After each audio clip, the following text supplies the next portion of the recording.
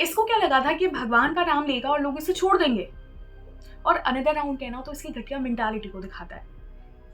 ये रीजन है एक्चुअली में जो रोड सेफ्टी यहाँ पर सही नहीं है। हेलो एंड वेलकम गाइस, स्वागत है तुम्हारा डीएन स्टोरीज में। आज की वीडियो में हम बात करेंगे रक्षित चौरसिया की, जो कि वडोदरा में जो कार एक्सीडेंट हुआ उसमें अक्यूज्ड है।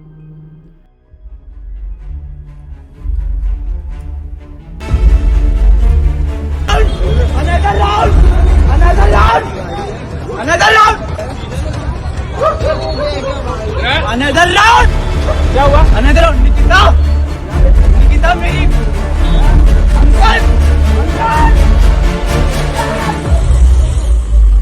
इस वीडियो में हम 3 चीजों पर बात करेंगे। सबसे पहले ये कि इसने इस तरीके से अपनी कार से कुछ लोगों की जान लेने के बाद भगवान का नाम क्यों लिया, शॉक। सेकेंड चीज, जो निकिता फैक्टर इसमें निकल के आया फिर से।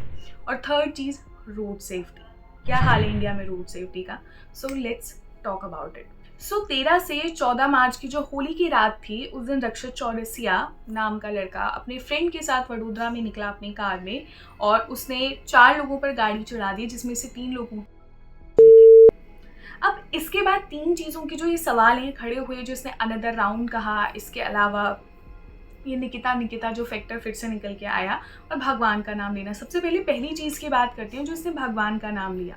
ये काफ़ी ज़्यादा शॉकिंग है एक्चुअली। सबसे पहली चीज़ कि जिस तरीके से इसकी वजह से लोगों की चीज़ें हुई, उसके बाद इसका भगवान का नाम लेना अपने आप में काफ़ी शॉकिंग है।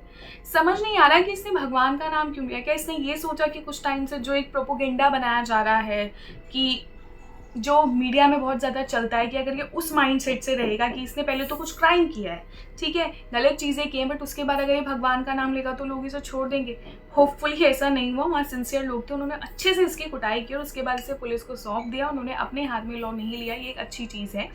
बट ये बहुत हैरानी की बात है कि आज रक्षित चौरसिया जैसे कुछ लोग जो पहले क्राइम करते हैं और उसके बाद ये सोचते हैं कि भाई लोग हमें छोड़ देंगे अगर हम भगवान का नाम लेंगे। किस तरीके की मेंटालिटी आज इसके जैसे लोगों की डेवलप हो गई है। एंड आई एम ग्लैड कि हमारे इंडिया में इतने सिंसियर लोग हैं, अभी भी इतने समझदार लोग हैं, जो ये जानते हैं कि नहीं भाई तूने गलत किया है तो तेरे को जेल तो जाना पड़ेगा, और तेरी अच्छे से हम पिटाई भी करेंगे अगर तू ये सोचता है कि तू किसी भी ईश्वर का नाम लेगा, किसी भी भगवान का नाम लेगा और तू बच जाएगा, तो डूड तो बिल्कुल गलत है।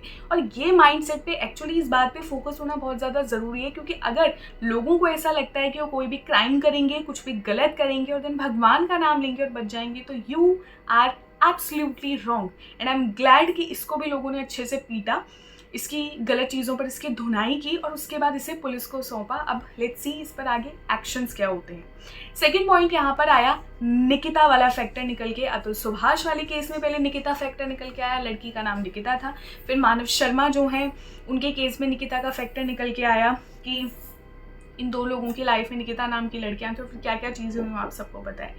लेकिन यहाँ पर मेरा एक सवाल ये है कि किसी इंसान की या उसके क्राइम को या किसी के साथ हो रही सेंटिमेंटल चीज़ों को सोशल मीडिया पर क्या फन बना दिया जा रहा है। अरे यार बेबी, तुम मेरे साथ ऐसे कैसे कर सकते हो यार बेबी। मतलब मैं तुमसे इतना प्यार करता हूँ, तुम मुझसे मतलब ऐसे कह रही हो हैं यार। छोटी मोटी बात पे लड़ाई हो जाती है, पर हर बात पे ब्रेकअप करना यार, ये कोई सॉल्यूशन नहीं हुआ ना यार। ऐसे नहीं चलता रिलेशनशिप यार। तुम कैसी बात कर रहे हो। देखो यार, मैं तुमसे बहुत प्यार करता हूँ। अरे तेरी जात का पैदा, मुझे तेरे से ब्रेकअप चाहिए। सुनो तो यार, ब्रेकअप क्या काट दिया यार इसने। अरे भाई तेरी बंदी का नाम क्या है?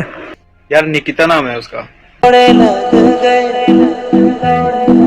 देखो, आज मैंने देखा कि पहले तो अतुल सुभाष जो है उनके केस के बाद, फिर मानव शर्मा के केस के बाद, और अब रक्षित चौरसिया वाला जो इस लड़के ने जैसे लोगों की जान चीज़ें हुई, सबको पता है। आई एम शॉक्ड कि कैसे लोग निकिता नाम का सिर्फ फन लेके चल रहे हैं। मुझे किसी भी नाम से कोई प्रॉब्लम नहीं है ना, कुछ भी है। मेरा सिर्फ कहने का मतलब ये है कि लोग आज सोशल मीडिया पर ऐसी वीडियोस बना। Actually, it's my first blind date. Same here. By the way, I'm Sushil. What's your name?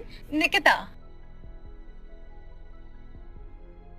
रही कि लड़का डेट पे गया, लड़की का नाम निकिता था और वो चला गया, ठीक है।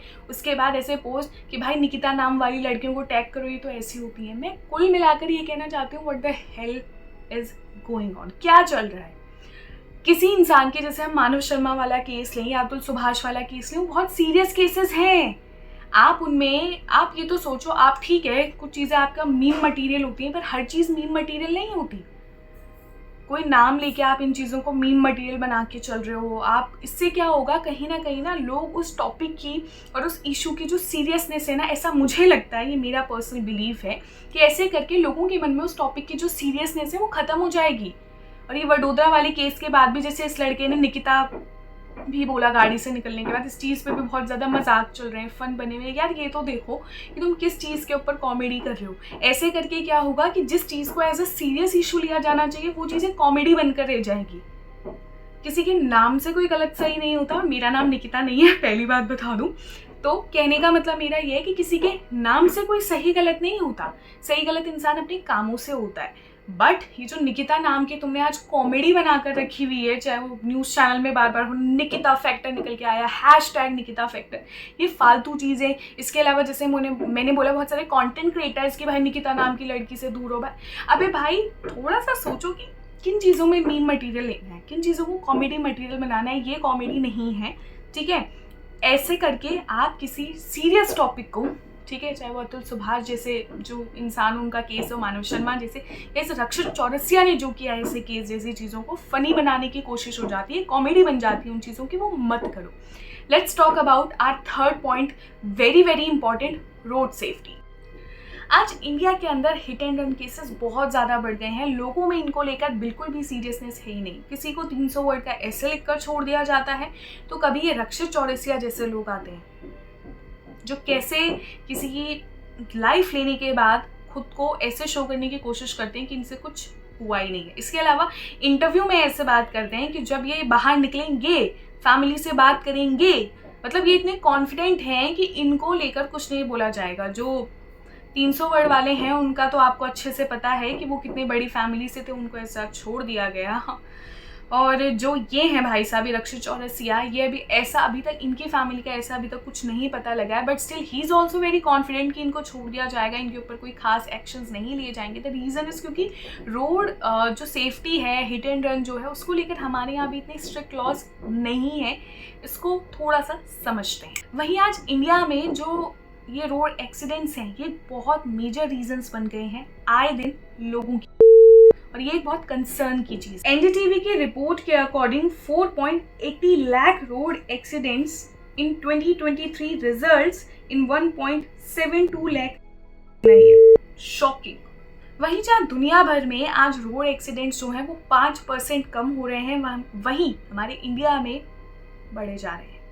एनडीटीवी का एक सर्वे था, एक रिपोर्ट की, जहाँ पे उन्होंने 30,000 लोगों से बात की कि क्या वो ड्रिंक करके ड्राइविंग करते हैं, तो 81.2% लोगों ने इस बात को एक्सेप्ट किया कि हाँ वो ऐसा करते हैं। वाई? बिकॉज लॉ का लोगों को कोई डर ही नहीं है। ये दिखाता है। कोई लाइसेंस कैंसिल नहीं। 2020 सिर्फ 1500 ड्राइविंग लाइसेंस कैंसिल हुए हैं, जिनमें से आधे तो सिर्फ तमिलनाडु के हैं, और देश की पॉपुलेशन है 145 करोड़। यानी इंडिया में जो लोग ड्राइविंग कर रहे हैं maximum they are super good, right? इसलिए उनके लाइसेंस कैंसिल नहीं हो रहे हैं। पर अगर वो इतने अच्छे हैं तो उसके बाद जैसे रक्षित चौरसिया ने जो काम किया, ऐसे वडोदरा वाला केस, ये क्यों हो रहे हैं? जो 300 वर्ड वाले भाई साहब थे, उनका केस, ऐसे केसेस पर क्यों हो रहे हैं? सोचने की बात है ना। वहीं फ्लोरिडा का एक केस, वहाँ पे भी ऐसी चीज़ें हुई, लेकिन हमसे बहुत अलग, हमारे इंडिया से बहुत अलग। यहाँ पर कैमरन हेरन नाम का एक 18 साल का लड़का था, 18 ईयर्स का, वो अपने दोस्त के साथ रोड पर रेस कर रहा था। इस दौरान एक 32 ईयर्स की लेडी अपने 1 साल के बच्चे के साथ वहाँ से जा रही थी, क्रॉस कर रही थी, तो इसकी स्पीड इतनी तेज़ थी कि इससे उन दो लोगों की जाती है।